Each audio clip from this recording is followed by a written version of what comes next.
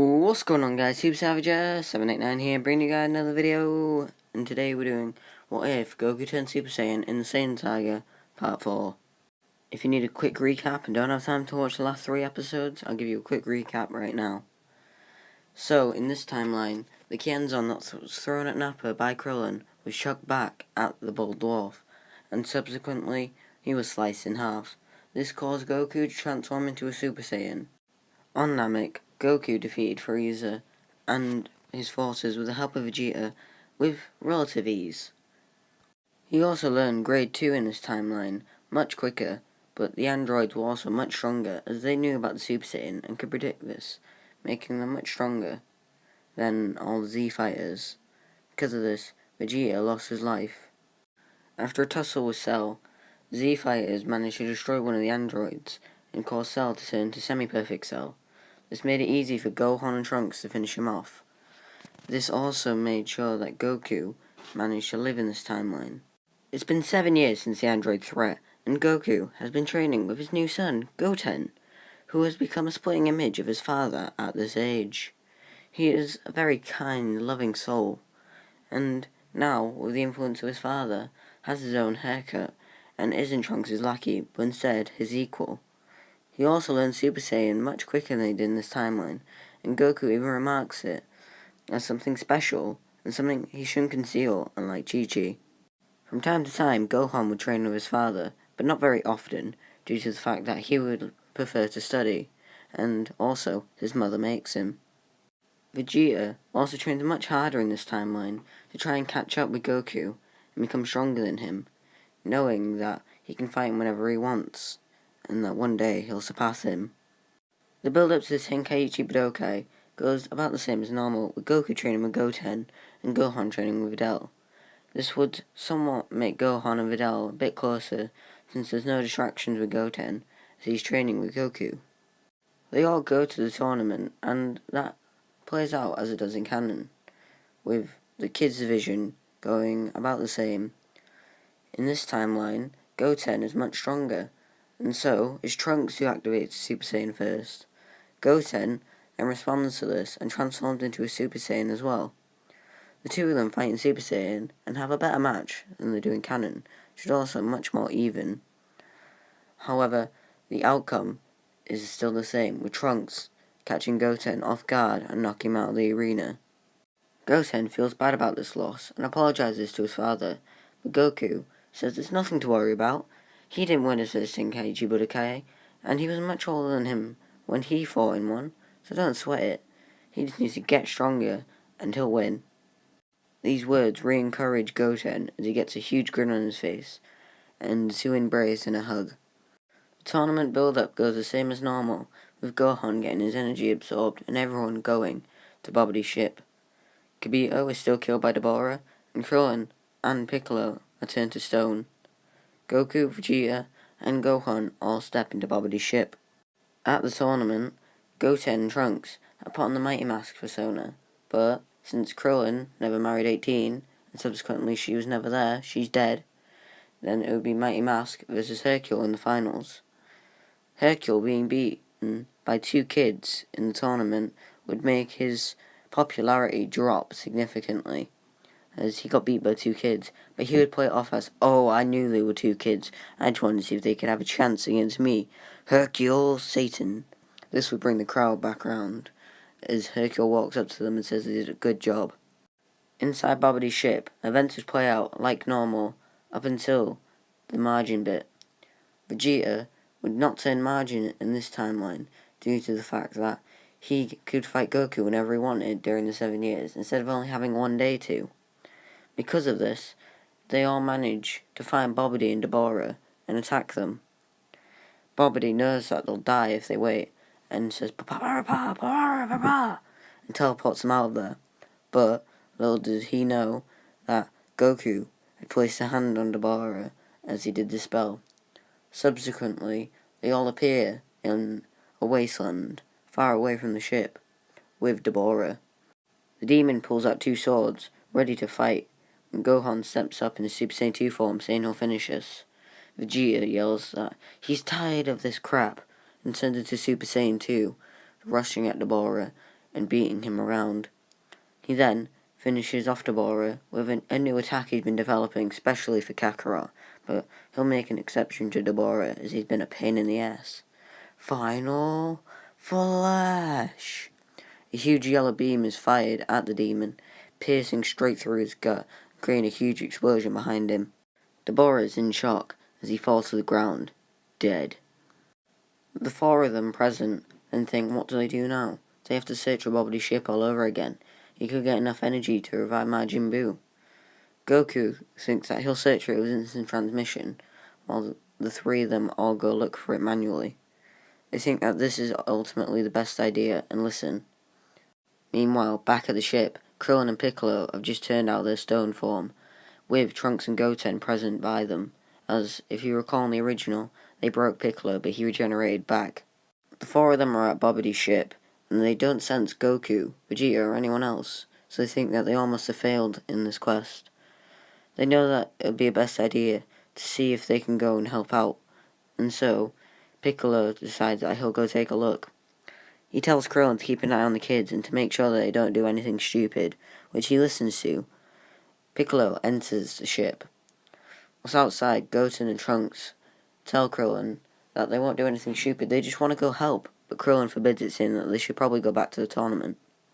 Then Goten reveals that they won the tournament, which Krillin is shocked by, and tells them that they shouldn't be doing pranks like that.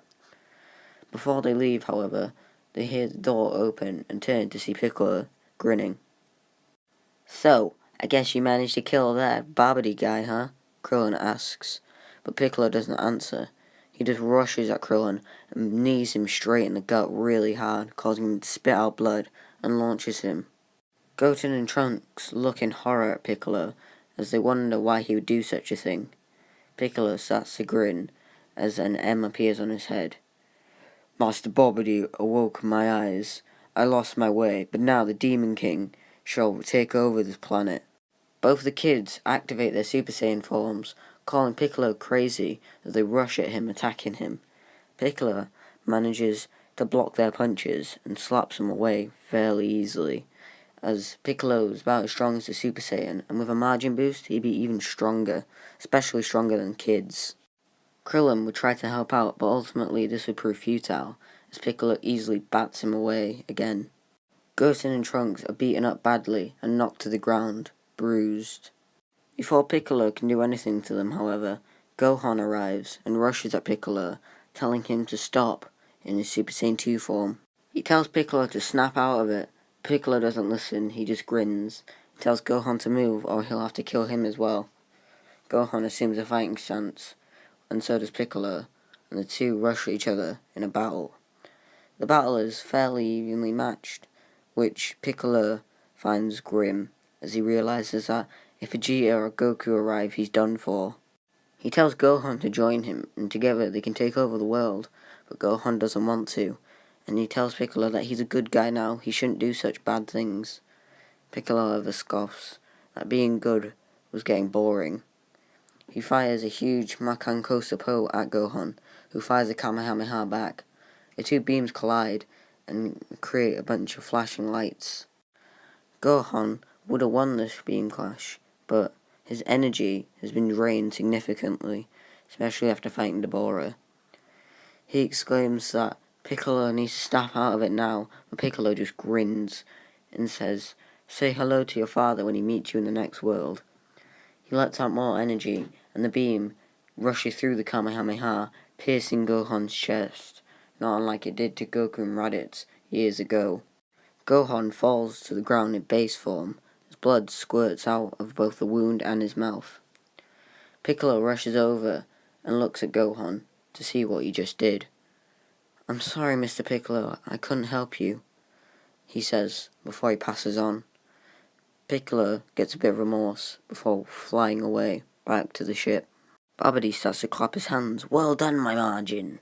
Majin Buu is ready," and they release Majin Buu. Everyone senses this, Goku included, and he teleports to the battlefield to see everything that's happened. Goku transforms into a Super Saiyan 2 and tells Piccolo that he'll pay, but Majin Buu attacks Goku. Piccolo remains awfully silent during all of this, feeling the remorse for killing Gohan, but he wouldn't let anyone know this. Goku, knowing that he would stand no chance in this battle, teleports away, grabbing Goten, Trunks, and Krillin, and escaping to Vegeta. Shin arrives as well to where Goku is, and he fills in the two on what has happened. Vegeta is furious. He wants to go kill Piccolo right now, but they know they can't do that, as Piccolo is with that margin creature. The sky turns dark, and Shenron has been summoned by everyone else. Goku teleports over to see what their wish is, and they wish for anyone killed by Bobbidi's men to be revived. This brings back both Gohan and Kibito at the battlefield, Gohan having a Zenkai boost. He stands up in a Super Saiyan 2 and tells Piccolo that now it won't be the same. Before he can rush at Piccolo, however, Kibito grabs him and teleports out there to the Supreme Kai's world. He then teleports back to the Moral Realm and grabs Shin, saying that he has an idea, and tells Goku Vegeta to stall. Goku knows that he has no other choice, and so he listens, saying that they'll hold him off long enough. Back with Bobbidi, he asks Piccolo if he has any ideas what to do next, as he knows the Earth the best. Piccolo says that they'll use the Dragon Balls, possibly to seal Majin Buu, and that could foil their plans. They need to go to the lookout and defeat Dende. Dende, hearing this, tells Goku that they're off to the lookout to try and kill him. Goku tells Dende to go hide in the hyperbolic time chamber, which he listens to, rushing in there with Mr. Popo. Bobbidi teleports Piccolo and Buu in there, just as Dende and Popo walk in there. Piccolo then bursts straight through the door, saying, "Don't you know that I have the best telekinesis powers? I could hear you two talking." This brings fear into Dende, as he starts to run, but that's when Piccolo fires a blast through the Namekian's chest, piercing all his organs and killing him instantly. This also turns the Dragon Balls to stone. Mr. Popo is in shock as Piccolo looks at him, grins.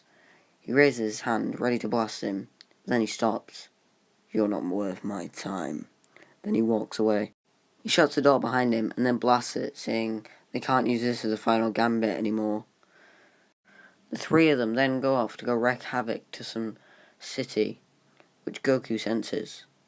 He transforms into a Super Saiyan 2 to see if he can go do anything, but Vegeta stops him. He says that they need to find a way to defeat him, and that fighting will just lead them to die. Krillin says that they're really outmatched, and they hope that Shin's plan will be able to help. Goku teleports all of them to Capsule Corp where everyone else is, and they tell everyone that they need to hide out. That's when they hear an explosion outside. It's the three Margins. Goku tells Vegeta to handle Majin Buu, he'll hold off Piccolo, and they both nod at each other and fly over. Goten and Trunks awaken and see this, and say that they'll protect everyone else, whilst their fathers fight. Goku tells Piccolo to snap out of this. He killed Gohan, he shouldn't be this stupid. Piccolo simply smiles as a purple aura surrounds him. "I've been wanting to do this ever since the Tenkaichi Budokai all those years ago. Are you ready, Son Goku?" Goku rushes at Piccolo, and Piccolo rushes at him back, and the two commence in a battle. And that's where I'm going to leave it here. Make sure you like and subscribe. Comment down below what you think is going to happen in the next part. I hope you guys really did enjoy. And, yeah. Bye!